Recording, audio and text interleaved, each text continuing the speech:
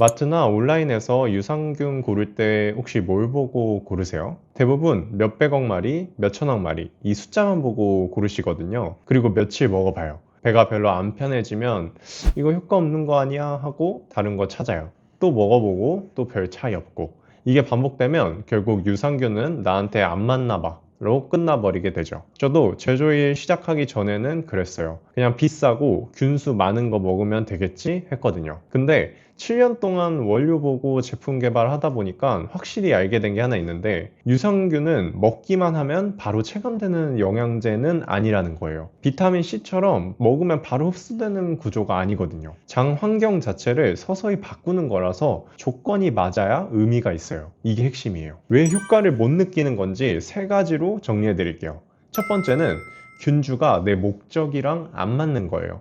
유산균 종류가 혹시 몇 가지인지 아세요? 수백 가지예요. 진짜로요.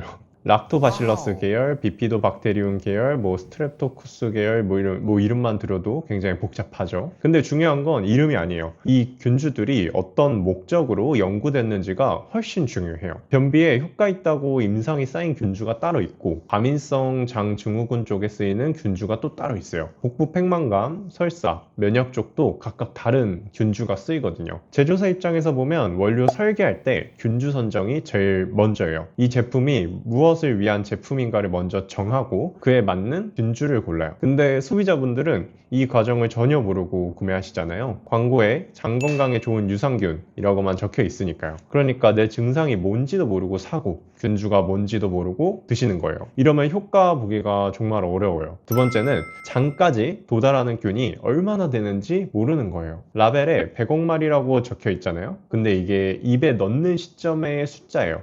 유산균은 입에서 위를 거쳐 소장, 대장까지 내려가야 하는데 문제는 위산이에요. 위는 강한 산성 환경이라 유산균이 거기서 대부분 죽어버려요. 실제로 코팅 처리가 안 된 유산균은 위산 통과 후 생존율이 형편없는 경우도 꽤 많아요. 제조사 입장에서 보면 원료 선정할 때 코팅 기술이 얼마나 중요한지 진짜 공감하거든요. 이중 코팅, 장용성 코팅 이런 기술들이 괜히 있는 게 아니에요. 균이 위산에서 살아남아가지고 장까지 도달해야 의미가 있는 거니까요. 여기서 포인트는 같은 100억이라도 장에 도달하는 숫자가 제품마다 완전히 다르다는 거예요. 코팅 기술이 적용된 제품인지, 제품 설명에 장용성 코팅인지, 이중성 코팅인지 언급이 있는지 한번 확인해 보세요. 이걸 모르고 그냥 숫자 큰 것만 고르시면 실제로 장에 도달하는 균은 훨씬 적을 수도 있어요. 세 번째는 너무 짧게 먹고 판단하는 거예요. 이게 진짜로 제가 제일 많이 보이는 패턴이 아닐까 생각이 되는데요. 요즘 유산균 제품은 대부분 1개월치, 2개월치로 나와요. 근데 한 달 먹고 효과 없는데요 라고 끊는 분들이 정말 많아요.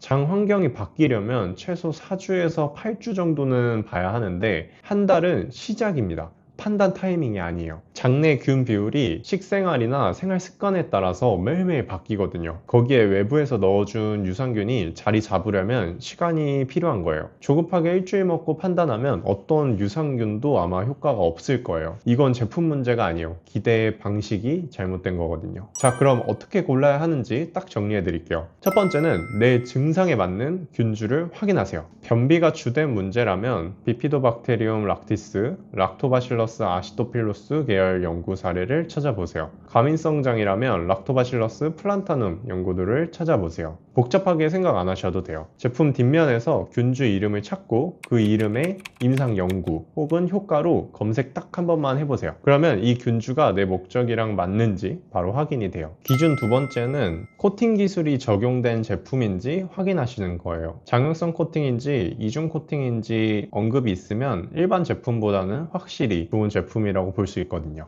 기준 세 번째는 최소 한 달은 꾸준히 드셔야 돼요. 이건 의지의 문제라기보다는 장 생리학적인 문제예요. 장이 원래 그렇게 천천히 바뀌거든요. 한 달 먹고 나서 판단해도 정말 늦지 않아요. 오히려 그게 제대로 된 판단이라고 저는 생각해요.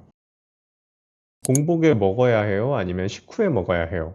이게 의외로 많이 물어보시는 질문인데요. 결론부터 말씀드리면 사실 제품마다 달라요. 균주에 따라서 위산에 강한 균도 있고 약한 균도 있거든요. 일반적으로 식후 섭취가 좀 더 안전한 편이에요. 식사 후에는 위산 분비가 상대적으로 줄어가지고 균이 살아남기가 조금 더 유리하거든요. 근데 제품 라벨에 공복 섭취라고 적혀 있으면 그걸 따르시는 게 맞아요. 제조할 때 그 기준에 맞게 설계한 거거든요. 저 같은 경우는 위가 조금 예민한 편이라 공복 유산균 먹으면 조금 속이 불편했어요. 그때부터 무조건 식후 30분 기준으로 바꿨거든요. 이것도 본인 몸에 맞게 조절하시면 됩니다. 유산균이랑 항생제를 같이 먹어도 되나요? 이건 진짜로 조심하셔야 돼요. 항생제는 나쁜 균만 골라서 죽이는 게 아니에요. 유산균도 같이 죽거든요. 항생제 복용 중에 유산균을 먹으면 사실상 거의 의미가 없어요. 항생제와 최소한 2시간 이상 간격을 두거나 항생제 치료가 끝나고 드시는 게 맞아요. 오히려 항생제 치료 끝난 뒤에 장내균이 다 죽은 상태니까 그때 유산균을 제대로 챙기는 게 훨씬 효과적이에요. 다만 정확한 건 반드시 의사 선생님과 상담하시고 드시는 걸 권장드립니다. 냉장 유산균이 상온 유산균보다 훨씬 더 좋은 거 아닌가요? 이것도 많이들 오해하시는 부분이에요. 냉장이 필요한 균주가 있고 상온에서도 충분히 안정적인 균주가 있어요. 제가 다양한 제품을 제조하면서 느낀 건 냉장 제품도 유통 과정에서 상온에 노출되는 시간이 생기면 결국 균이 죽더라고요. 보관 관리가 제대로 안 되면 냉장이라는 의미가 없어지는 거거든요. 반대로 코팅 기술이나 건조 기술이 잘 된 상온 제품은 생존율이 충분히 높아요. 냉장이냐 상온이냐보다 보장 균수가 제대로 관리되는 제품인지가 더 중요해요. 오늘 핵심만 다시 정리할게요. 유산균은 아무거나 많이 먹는다고 효과 없어요. 균주가 내 목적이랑 맞아야 하고